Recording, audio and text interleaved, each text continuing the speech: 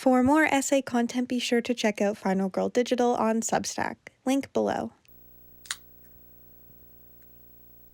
Hello and welcome back to Final Girl Digital. I'm your host, Cricket, and today we are going to be talking about the 2025 film Companion.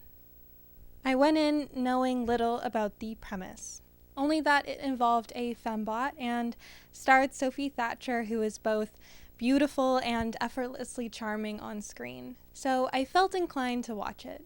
There was a notably corny, quippy, and hollow feminist tone that was immediately sensed.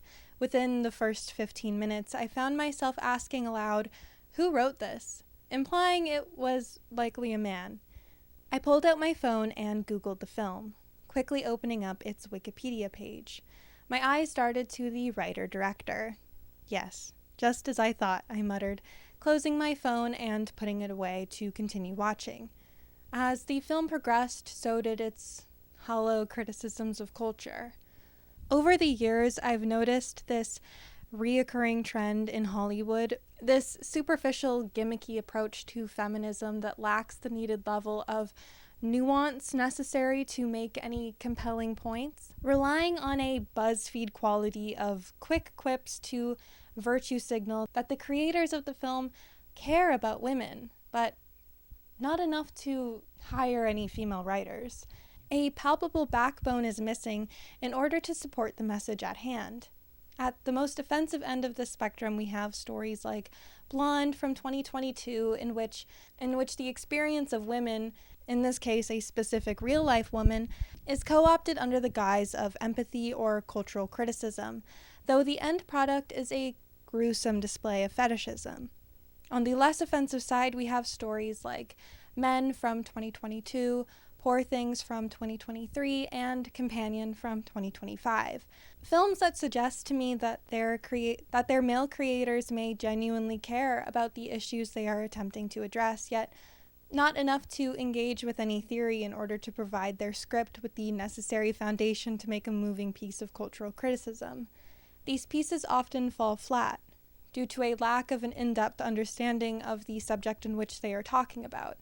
Having neither the lived experience nor the academic research to back up the social critique on society they are attempting to make, these pieces often leave me feeling empty and annoyed, a craving left unsatisfied.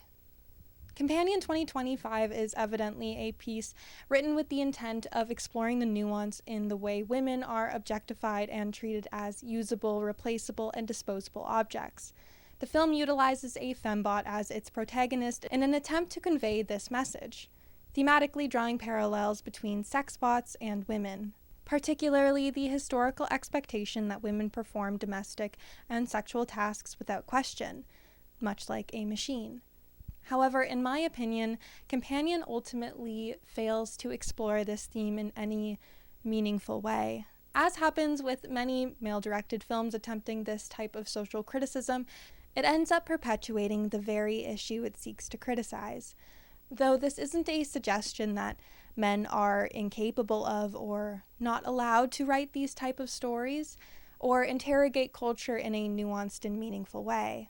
The Stepford Wives is an example of a film based on a novel written by a man, in addition to being a screenplay written and directed by men, that manages to successfully interrogate this exact same idea that women are objectified and treated as usable, replaceable, and disposable objects, while likewise using fembots as its primary plot device, though manages to do so in an incredibly nuanced and meaningful way.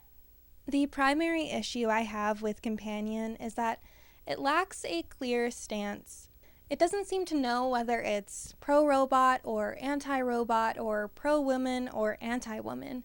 This ambiguity may stem, at least in part, from its reference material, which presents conflicting perspectives, resulting in an overall unclear thesis on the social positioning of fembots and robots within culture. To my knowledge, writer-director Drew Hancock has not cited the Stepford Wives as a direct inspiration for the film. However, given the Stepford Wives' status as a seminal work in media that interrogates AI, machines, and posthumanism, it is unsurprising that Companion makes multiple references to it. Yet, rather than strengthening the film's commentary, these references further confuse its messaging. The most striking visual parallel between Companion and the Stepford Wives is the implanted memory of Iris and Josh's first time meeting one another.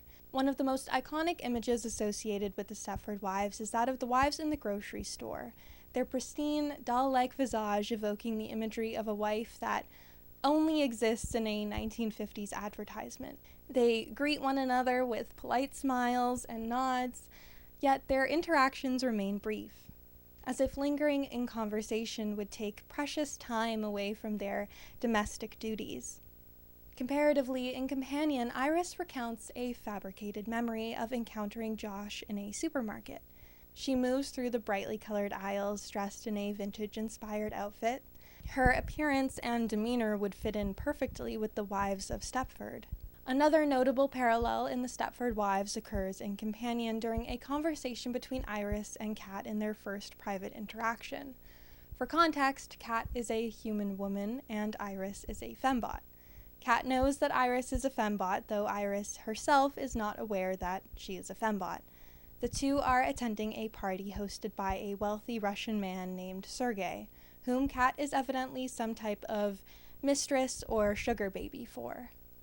During their conversation, Kat remarks that Sergei has everything one could want in a man: wealth, intelligence, before casually adding that he also has a beautiful wife. Iris is visibly shocked by this, having assumed that Sergei and Kat were in an exclusive romantic relationship like herself and Josh. She asks, "But you love each other?" To which Kat responds, "Love? No. He'd have to see me as a human being first." I'm an accessory, like his fucking car. Kat then elaborates, I wear what he wants, eat what he wants, fuck when he wants. She abruptly cuts herself off with a bitter laugh before adding, Look who I'm talking to. Iris, confused, asks if Kat dislikes her. Kat clarifies, It's the idea of you. You make me feel so replaceable. This fear of being replaced by a fembot directly recalls the Stepford Wives, a film centered around the chilling notion of women being replaced by robotic, subservient versions of themselves, not dissimilar to Iris. Additionally, Drew Hancock has cited Ex Machina as a primary inspiration for Companion, which I believe partially contributes to the inconsistencies within the film's thesis, or lack thereof. In its approach to robots and the integrity of simulated consciousness, the Stepford Wives takes a decidedly anti-robot stance, portraying artificial women as symptoms and tools of patriarchal control. In contrast, Ex Machina offers a more nuanced exploration of robots and culture, ultimately leaning towards a more pro-robot perspective. And to be clear, I have my own criticisms of Ex Machina, and I disagree with both the film's thesis and Alex Garland's stance on AI and simulated consciousness. However, Garland presents a well-rounded argument with a clear thematic foundation. Where Ex Machina likewise differs from Companion in its approach is I don't believe Garland was attempting to explore the ethics of simulated consciousness and the development of sentient AI from a feminist perspective. This distinction further highlights Companion's muddled messaging as it attempts to merge conflicting ideological frameworks without fully committing to a coherent stance. One of Companion's primary failures is its lack of women embedded within the story. Whilst peddling a hollow girl boss message, the film centers Iris, a fembot, which is not inherently a problem. However, the storytelling relies on Iris to be a surrogate to the experience of women. As a female viewer, I am expected to see myself in, relate to, and ultimately root for Iris, simply because she superficially resembles a woman. This directly contradicts the film's supposed messaging. It has its only human woman character, Kat, explicitly state that Iris makes her feel replaceable, and yet the film itself replaces a woman with a fembot to convey its message of feminine empowerment. In its thesis that women are not sex bots, it expects me to see myself as a sex bot, as is the case with many fembot-centered narratives, Companion ultimately fails to meaningfully challenge the culture it seeks to critique. The film's thesis becomes even more muddled through the trajectory of Kat's characterization. One of the primary motives pushing the film forward is when Sergei tries to have intercourse with Iris. Sergei is fully aware that Iris is a fembot designed for this purpose, though Iris herself does not yet know she is a robot.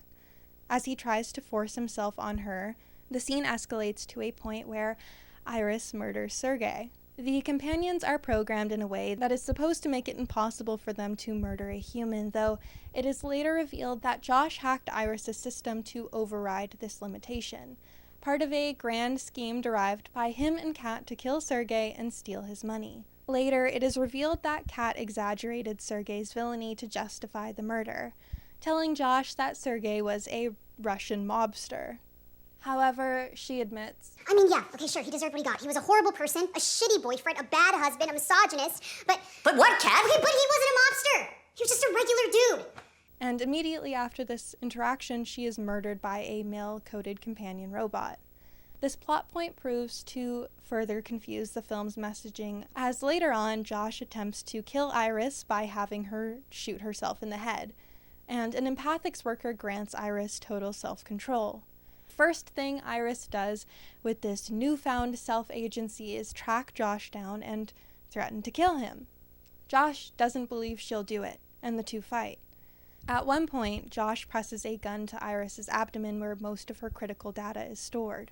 Though as he presses the gun to her stomach, Iris presses an electric corkscrew against Josh's temple, ultimately killing him. These two moments, the deaths of Kat and Josh, undermined Companion's intended message. In its framing of toxic men bad, it simultaneously places the fembot's life above the human woman's.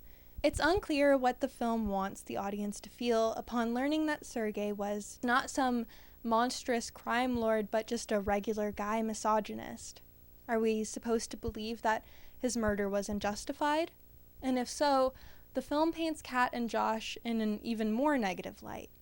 And yet, when Iris kills Josh, he too is revealed to be nothing more than just a regular guy misogynist, like Sergei. The world, everything, it's just a big fucking game, and I'm sorry, but it is rigged against people like me. In an interview, Hancock described Iris as more human than the humans, but her first autonomous action, murdering Josh, would suggest otherwise. She is flawed, and yet the film positions Iris on a pedestal of superior morality despite her ultimately succumbing to the same immoral impulses displayed by Kat and Josh. The woman dies and the fembot lives, much like in the Stepford Wives, though in Companion we are supposed to be happy about it. Initially, the contrast between Kat and Iris seems to be gearing up as a criticism of sex bots and what they suggest about our culture in relation to women. The film appears to prophesize a warning on the danger of AI of Iris's nature, as they will inevitably be hacked as displayed by Josh in the film and used as weapons of murder and destruction. And when combined with simulated consciousness and a false sense of autonomy, these AI bots are weapons we will likely quickly lose control over. What is more dangerous than an AR-15? An AR-15 that has been programmed to experience a mirage of autonomy, making moral judgments when it only understands morality through a series of ones and zeros, and then open firing as it pleases based on these so-called moral judgments. The Stepford Wives, because it is clear on its anti-fembot pro-woman stance, ensures to center women at the core of its story. The film excels at building emotional attachment to its human women characters, primarily grounding us in the perspective of its protagonist, Joanna. As she feels increasingly isolated and alienated by Stepford's strange, picturesque inhabitants, we feel a sense of relief when she finds a genuine companion in Bobby. That relief is further reinforced when Joanna and Bobby befriend Charmaine, a woman likewise with hobbies and passions outside of domestic duties. Unlike the fembot housewives of Stepford, This rapport and attachment we build with the human women makes it all the sadder when they are eventually disposed of and replaced by robots. First, we watch as Charmaine's spunky, independent personality is erased and replaced by that of a passive and agreeable, perfect housewife. Her love of tennis vanishes as she eagerly digs up her beloved tennis court at the whim of her husband. The horror only deepens as the same fate befalls Bobby and finally Joanna. Because of the rapport we build with these three women and the drastic change we witness happen, we can likewise infer the type of women the wives in Stepford were before being replaced with fembots. Carol Van Sant, one of the first women Joanna meets, is also the first major indication that something may be wrong with the culture of Stepford due to her eerie, submissive, and mechanically polite demeanor. Joanna later, to her surprise, discovers that Carol Van Sant was the former leader of Stepford's now defunct women's club. And though we never see the woman Carol was, we can presume, due to the context clues, that like Charmaine, Bobby, and Joanna, she was once a passionate, independent-thinking woman, making it all the more sad to witness the lobotomized shell that she has become. By centering these women's experiences and making their transformation so deeply unsettling, the Stepford Wives solidifies its anti-fembot stance. The film makes it clear that the human wives are perceived by their husbands in a dehumanized light. These men expect their wives to be devoid of personal ambition, existing solely as mothers and obedient housekeepers. They expect their human wives to behave like robots, and so inevitably they replace them with robots. Additionally, as the Stepford Wives makes it clear that these robots exist solely as tools to replace human women, all of the sympathy is directed towards the women themselves. At no point are we, as the audience, encouraged to feel remorse or empathy for the fembots. The only moment in which we might initially sympathize with them is before their true nature is revealed, when we still assume that they are human women who have been forced into submission. However, once it becomes evident that the women are being replaced by machines, that sympathy does not transfer over to the robots. Instead, our horror and sorrow only deepen as our imaginations drift towards the grim fate of the real women they have replaced. Their bodies have likely been murdered and discarded to be replaced with the image of the ideal woman as expressed by these fembots. This idea is exemplified in Bobby's replacement. The difference between the real Bobby and her robotic double is stark, and at first we share Joanna's deep sense of remorse, believing Bobby has been brainwashed or lobotomized, stripped of her autonomy and sense of self. Though once Joanna suspects her friend has been not brainwashed or lobotomized, but instead replaced by a robot clone, this remorse dissolves. Joanne stabs Bobby's robotic double with no remorse for the robot itself. When the robot malfunctions, proving Joanna's worst fears, she does not grieve the machine's destruction. She grieves the loss of Bobby. The malfunctioning fembot is nothing more than a cruel imitation, a hollow shell masquerading as a woman. And with that realization, the Stepford Wives makes its position unmistakably clear. These so-called wives are mere mirages of the women they once were, and their destruction is not a tragedy. Their existence is. This can be contrasted with Companion, where the human characters are generally underwritten and unlikable, making it difficult to form any meaningful attachment to them. Director Drew Hancock mentioned in an interview that his initial impulse was to write Iris as the antagonist of the film. However, as he developed the script, he found himself relating most to her character, stating, and I found myself relating to her so much that I was like, wow, like, I wonder if you could tell the story of a robot with humans, but the most sympathetic character is the robot. Yeah. The most human character is the robot. If as a writer, you find yourself feeling the most sympathetic towards the one character without emotions, it's a strong indicator that the rest of your characters are likely flat and underwritten.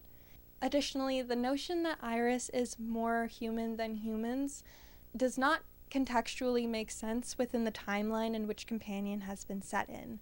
Exploring this idea of a robot being more human than humans could work if the story was set in a dystopian or utopian future that differed more significantly than the one we exist in now, where humanity has significantly evolved or regressed, making a broader statement about humanity's detachment from the self in the wake of AI integration, leading us astray from our human nature and instead programming our tech with the code that was built with our remembered humanity we once possessed in mind. However, Hancock has stated that Companion is set only 15 years in the future, with virtually no major alterations to social function other than the introduction and wide accessibility of this type of tech. What year is your film set? Okay, so because it feels pretty like now, other than like the car and the robot. Yeah, so when I originally came up with the idea, I was like, okay, I hope it's not like I wanted to look up. I didn't do a ton of research. I didn't want to like get bogged down in AI. You know, like, it'd be very easy to just make this movie like a very. The emotions were way more important to me than like the technology. Yeah. So I just wanted to make sure I had like the broad strokes down. And so one of the things I kept looking at is like, when is this technology probably going to start showing up in the level that like, because it's here now, but like the level that you could make something that's like pretty, interchangeable with a human being. And the 15 years is what kept popping up, which one scared me because I can't believe it's that soon. Given that context, the film fails to justify why these characters are supposedly less human than Iris, nor does Hancock attempt to explore this concept in really any meaningful way. Instead, this notion feels like a hollow attempt to justify why the audience should sympathize with Iris, without providing the necessary foundation for that sympathy. Especially when the humans he chose to highlight within the story are largely just normal people. While flawed, they are not exceptionally villainous, which makes the claim that they are somehow less human than Iris feel unearned and ultimately unconvincing. In another interview, Hancock stated that he asked himself, "Can I make a piece where the most sympathetic character isn't human?" This is precisely where his film falters. Instead of asking, "Can I make a piece where the most sympathetic character is the robot?" he should have asked, "Why should I make a piece where the most sympathetic character is the robot? What is the point? What are you suggesting about humanity with this exploration?" Because it's not as though this hasn't been done before. WALL-E is an example of a film that successfully centers a robot as its most sympathetic character in a meaningful and believable way. However, WALL-E situates its protagonist within a world where this framing contextually makes sense, as it presents a well-rounded commentary on human consumption, greed, and our disconnection from the natural world. Companion, by contrast, does none of this. It does not establish a compelling reason as to why its robot protagonist should be viewed as more human than the humans, nor does it provide a broader thematic foundation to justify this choice.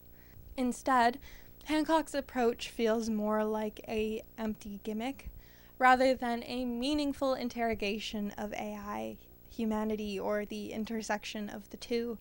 As the film progresses, it becomes clear that I am intended to be rooting for Iris, that I am supposed to support her in her journey of false autonomy and accept her simulated emotions as real. Hancock himself states, and then along the way I realized, this isn't a story about a robot. This is the story of someone finding empowerment through the discovery of self. You could strip away the sci-fi element and it's still at its core a relationship drama about someone finding who they are and finding strength through acceptance.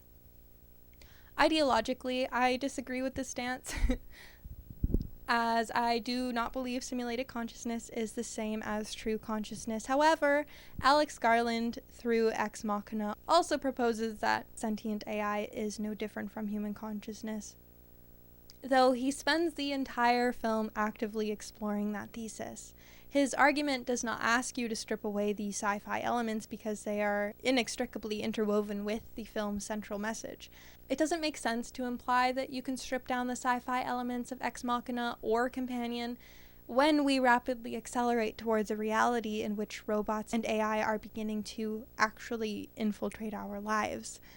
Hancock himself states that he set this film 15 years in the future because the AI experts he contacted predicted that this is when machines similar to Iris could exist and likely be accessible to the public. We're here with Aria, made by Realbotics, a company that's on a mission to make humanoid robots as realistic as possible. Hello there, I'm Melody, your charming companion here at the Realbotics booth at CES 2025. What brings you to our little slice of robotic paradise? The reason I struggle to perceive Companion as merely a rom-com, as Hancock suggests, is that this is an inherently politicized topic, and the film, through its shallow feminist messaging, has chosen to further politicize itself. Despite its intended, supposedly lighthearted nature, sci-fi films of this nature struggle to be unpoliticized because there is no such thing as an unbiased projection of the future. We cannot simply strip away the sci-fi elements when engaging with Companion or other films of this nature, as our reality has become increasingly embedded in science fiction, and the story does not remove itself far enough from our current cultural climate to create a dissonance in reality. The threat of fembots and the specific threat AI poses to women is not some distant sci-fi fear. It is a technological and cultural shift that will almost certainly occur within our lifetime, and we are already seeing the early stages of. And that's all for today. I hope you guys enjoyed this video. Let me know if you've seen Companion and what your thoughts are, or what your thoughts are on Ex Machina and the Stepford Wives, if you've seen any or all of those films, and simulated consciousness and fembots. Let's talk about it all in the comments. I'm excited to hear what everybody thinks about this topic, so I look forward to reading your comments. I will see you in the next video.